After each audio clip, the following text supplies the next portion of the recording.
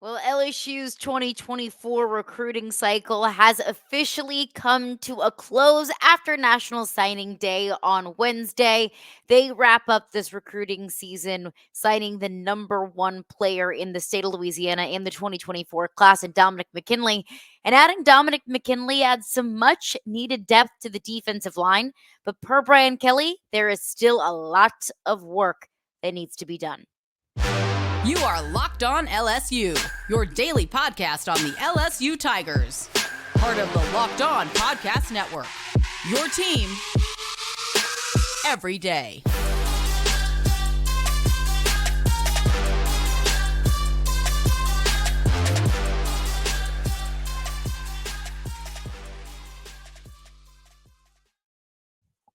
All right, what's up, y'all? Welcome into Locked On LSU. Thank you for making us your first listen every single day. We are free and available wherever you get your podcasts. Also, we are on YouTube as well. So just search Locked On LSU in the search bar, hit the subscribe button, and you'll get notified as soon as new episodes of the podcast drop. Today's edition of Locked On LSU is brought to you by FanDuel. Make every moment more. New customers join today, and you will get $200 in bonus bets if your first bet of $5 or more wins. Visit FanDuel.com/locked on to get started. Also, doing a deep dive into recruiting, wrapping up National Signing Day yesterday. And of course, all of our recruiting content is brought to you by LinkedIn. These days, every new potential hire can feel like a high stakes wager for your small business. That's why LinkedIn Jobs helps find the right people for your team faster and for free. So post your job for free at linkedin.com/lockedoncollege. Terms and conditions apply. All right, we'll get into exactly what the action of the day looked like on National Signing Day. But first, I want to touch on maybe some work that still needs to be done as far as this roster is concerned. You've been following LSU at all this offseason. You understand that there are still several positions of need that have not gone, at least by my standards or in my opinion, adequately addressed. You'd say perhaps the offensive line could use some more depth. You could look at the cornerback position and say, well, they picked up a couple of pieces in the transfer portal, but you're still going to need maybe some more experienced pieces to add to that cornerback room. Another one of those positions is defensive line, and more specifically at defensive tackle, because Mekhi Wingo, after the bowl game, declared for the NFL draft, and then just a few weeks after, Mason Smith declared for the NFL draft.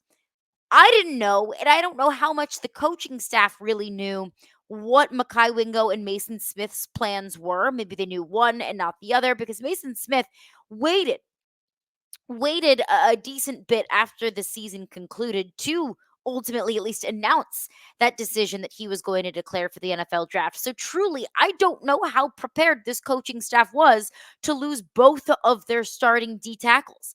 But you don't lose one of those guys and get better, and you certainly don't lose both of those guys and get better, especially when you aren't, well, at least I'm not entirely certain if they're replacing one of those two, much less both of those two, with a guy that's ready to play right now. So looking at the defensive tackle room right now, of course, you've got Jacoby and Guillory, who's coming back for his fourth season.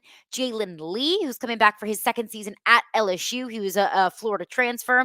You bring in Shone Washington via the transfer portal, a former Georgia commit that ultimately decided to take the JUCO route, so is transferring to LSU from a junior college. You're bringing in Demarion Johnson in the 2024 class, a 3-star in that class. And then, of course, Dominick McKinley, 5-star defensive lineman, 5-star D tackle in the 2024 class, the number one player in the state of Louisiana in the 2024 class, and in Acadiana kid. So that room, like, you really don't have a whole lot of experience there. And you're bringing in a couple of DNs in the 2024 class as well. Ahmad Bro, another 3-star. Gabriel Relaford, I believe he's ranked as a 4-star, but I mean, like, these rankings change by the day. But I mean, like, Jacoby and Guillory and Jalen Lee, two of your returning D tackles, that's not a lot of experience there. Yeah, they've been around, and yeah, they've been under Brian Kelly at least for the last year, if not 2 years. They know the expectations. They understand this coaching stuff, but in terms of actual playing experience, And you're not getting a whole lot of that. It's a whole lot of newness. It's a lot of inexperience. I know, and you know, how do you win in this league? It's winning those battles in the trenches, both offensively and defensively. So, how are we feeling at the defensive tackle position on the defensive line as a whole? Brian Kelly addressed that in his press conference with the media earlier this week. This was Brian Kelly. Didn't do anything in the portal with defensive tackles. Do you like what you have? Do you think you're going to have to do more in May? And, of course, you got a new defensive line coach. How concerned are you about that position and competing in the SEC for this upcoming football season? Well, I love our young players. I mean, Gabe Relaford, obviously. We talked about McKinley, certainly Demarius. I mean, we've got young, talented players. Ahmad Bro. We're going to be in a really good situation. We've got edge players, and so that to me is an area that we're going to have to get more depth in the inside, the interior, in the shade, and the three technique, and we're going to continue to look at where we can continue to grow there. We're still recruiting. And we'll continue to do that. We have the spring portal that we'll address as well. So there are any transfer opportunities within the SEC, but there are opportunities in the spring outside the SEC. All right, again, that was Brian Kelly in his media availability earlier this week. A couple of things there that don't really sit right with me with what Brian Kelly had to say there. First of all, he didn't even know Demarion Johnson's name, but I get it. He's got a big roster. I can live with that. He says both in the same breath. I feel like we're in a good situation, but we also need to get depth. So which one is it? What about this situation do you feel good about? Do you feel good about the young guys and their potential? Okay, I can get on board with that. We feel really good about these young guys and what they can be for us in the next couple of years. Because surely today, on Thursday, February 8th, Brian Kelly doesn't feel great about all of these freshmen being able to contribute on the defensive line. Does he? Maybe he does. I find that incredibly hard to believe. I don't think that you can feel like you are in a good situation and also need to get depth. So maybe Brian Kelly feels like they are in a good situation moving forward. I don't know how you can look at this defensive, specifically on the interior of the defensive line, and feel like you're good and feel like you can go into a full 12 game, ideally 13, 14, 15 game schedule, especially the absolute gauntlet of a schedule that LSU has, and feel like you're in a good situation. Like, I understand that Brian Kelly is in the business of selling this football program, and he is not in the business of trying to press panic buttons or throw up red flags. I completely understand that. But you're either in a good situation or you need depth, and they need depth. So I understand. I hear him when he's saying, look, we need to add some depth here. I agree. But where are you going to get that? He brings up the spring transfer portal window, which is great and all. But what are you realistically, what are you going to find in the spring transfer portal window? Other JUCO transfers? And no shade to JUCO transfers whatsoever. Not in the slightest. Don't get that twisted. But is a JUCO transfer that you're going to pick up in the spring transfer portal window going to fill in what you lost with Mason Smith or Mekhi Wingo? I don't think so. I don't know how many Mason Smith or Mekhi Wingos you have just lying around for the taking in the transfer portal. That's something that we touched on with Brian Smith yesterday. You can find that on your preferred podcast platform and on YouTube. He said, look, you don't find 5 stars in the transfer portal. And if you do, you're going to have to pay for them. I don't know how much LSU is in the business of paying for play. And I understand that Brian Kelly is trying to be picky. Can't talk today.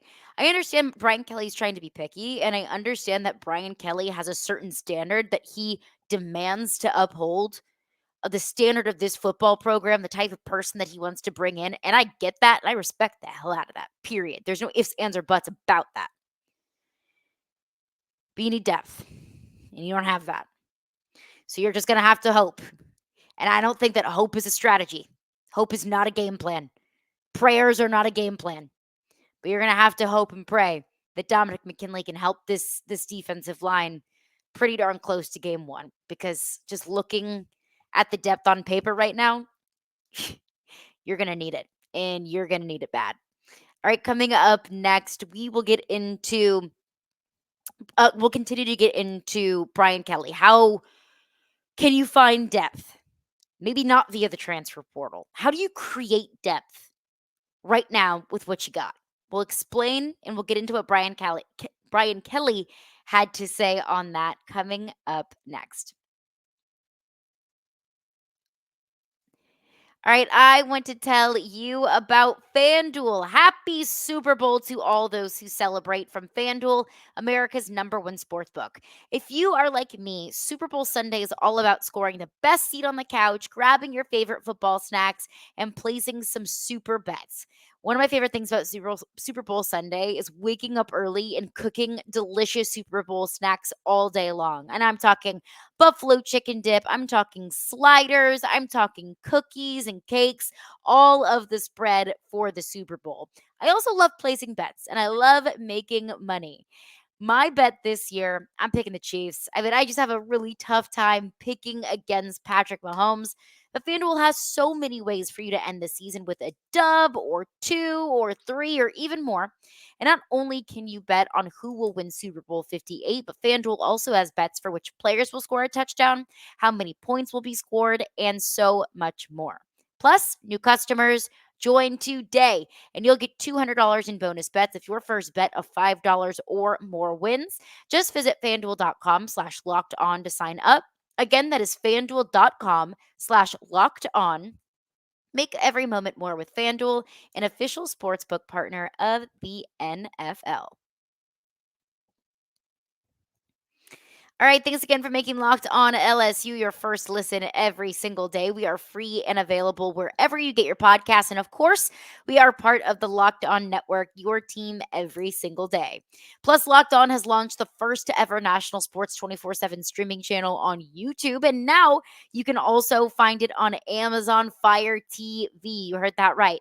Locked On Sports Today is here for you 24/7, covering the top sports stories of the day with the local experts of Locked On, plus our national shows covering every league.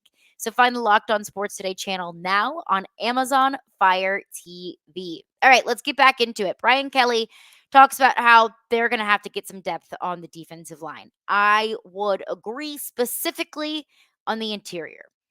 How do you do that? Yeah, the spring transfer portal window exists. You got that, but you're really going to find a game wrecker. You can get some depth there for sure.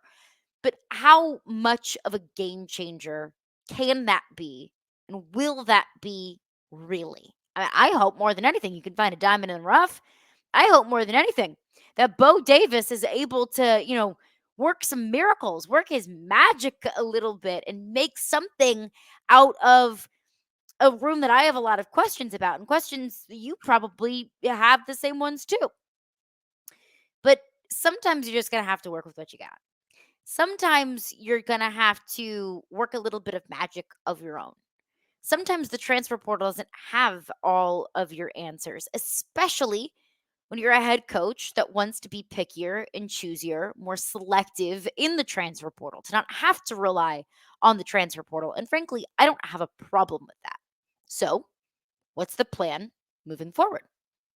Yeah, I mean, when you look ahead to spring, I'm just curious if there's been any talks about maybe cross-training some of these defensive linemen. I know that worked a lot, worked well for you guys last year on the O-line when you were a little bit thin in numbers last spring. I'm just curious if there's any players that you might consider moving inside or just kind of get some extra numbers, I guess, in there. Yep. Yeah. There's no doubt. I think we've looked at a couple of guys that we're going to probably move. I don't want to announce them right now, but we're certainly going to move a couple of guys over to the defensive side of the ball to create a more competitive situation for us, especially, when we're talking about O-line going against the defensive line. So we want to create that. So I think you'll be prepared to see some movement there. I'd like to get these guys a little bit more time moving around, and we get into some of our OTA work later in the month, and then we'll get a chance to see him move, and then we'll be able to know for sure that they can handle the change in position. But yes, you can expect some movement there. Now, gonna be completely honest with you. Hearing that Brian Kelly's backup plan on the defensive line, maybe even not even backup plan, maybe that's the plan, to create some depth on the defensive line is to move guys from offensive line to defensive line. If I heard that correctly, if I'm interpreting that correctly, that doesn't breed a whole lot of confidence, in my opinion. That if you are just, if you're plucking guys from other areas of the roster and you're saying, hey, you might not be able to help us here, but can you help us there? Can we teach you a new position in the offseason?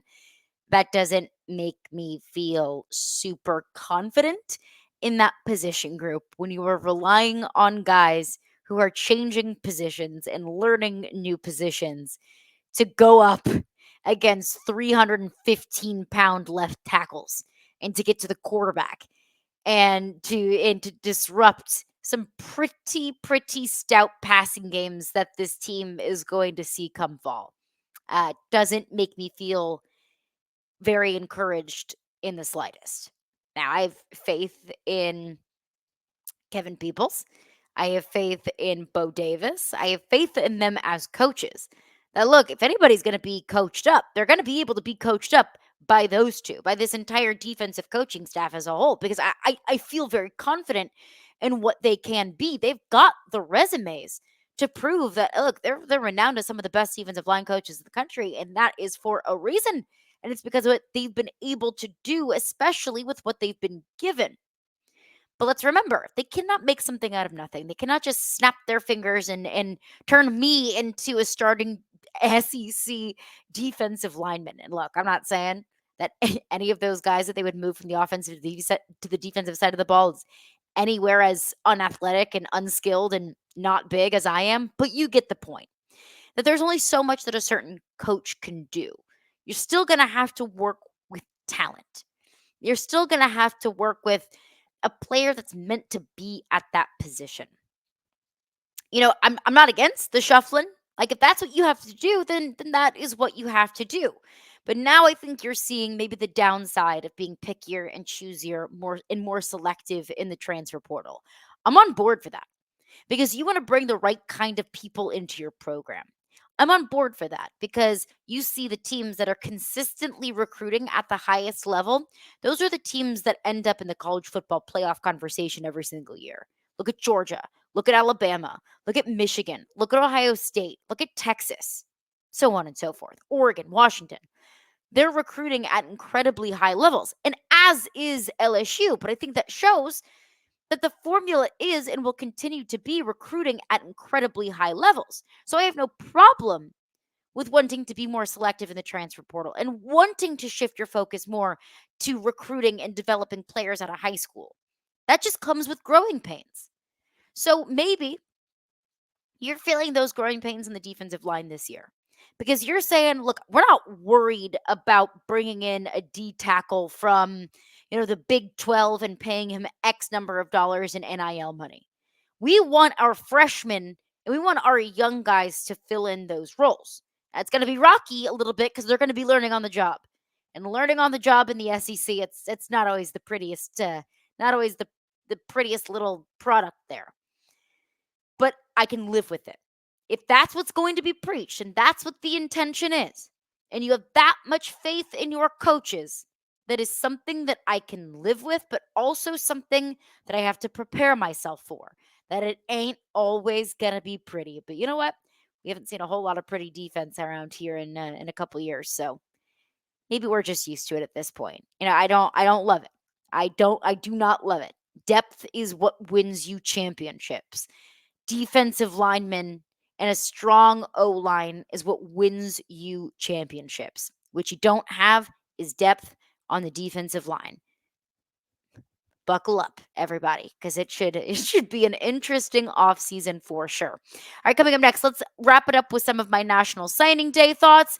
You sign McKinley, you don't get Bussey. Let's talk on it. Coming up next after just a couple of words from our sponsors. All right, I want to tell you about Gametime. So, Gametime is the fastest and easiest way to buy tickets for sporting events, concerts, comedy shows, plays, and musicals. Anything going on near you, Gametime really honestly is the best.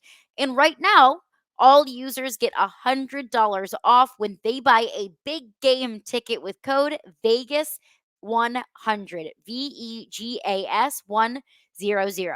Game Time's got killer last minute deals, all in prices, views from your seat. My favorite part about the Game Time app, honestly, whenever you're going to buy tickets on the Game Time app, you click on a certain seat and it'll give you a full 360-degree view of exactly what your in game experience is going to look like. So you don't have to guess.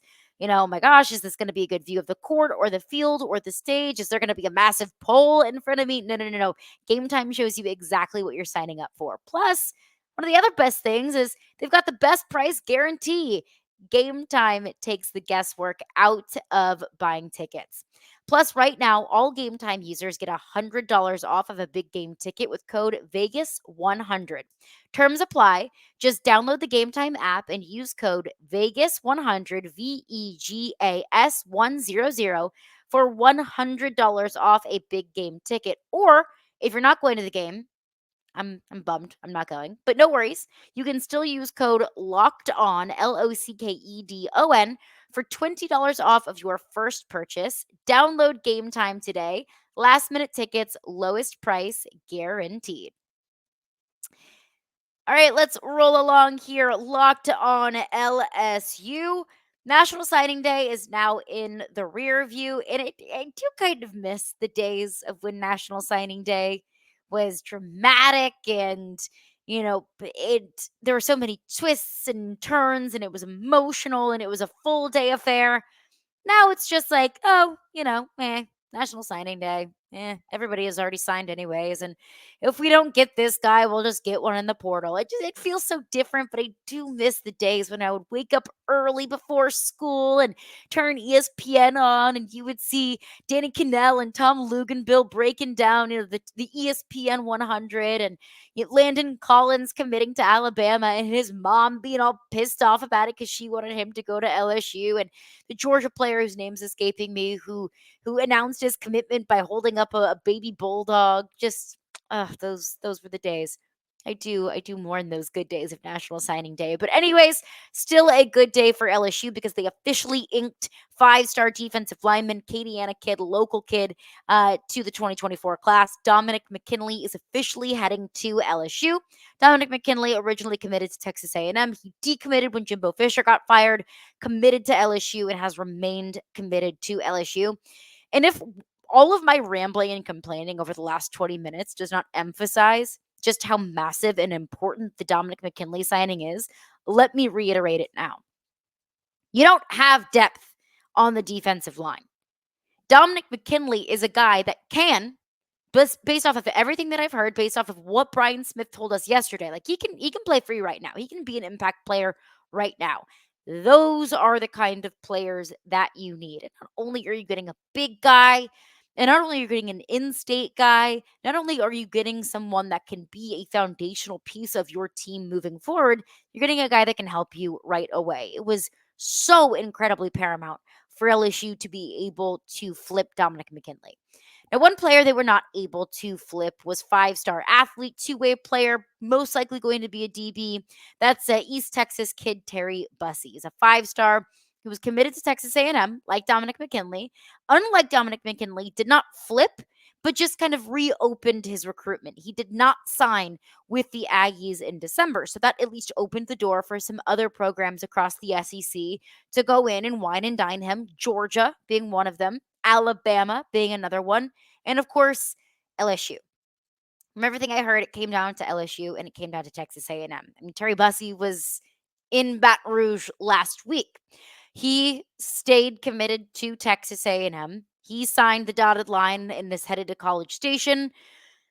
I've seen and heard a lot from LSU fans of how mad they are about not landing Terry Bussey, how frustrated they are.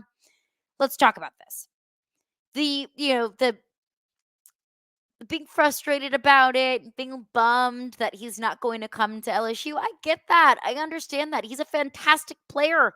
You don't miss out on great players and feel great about it. No, of course not.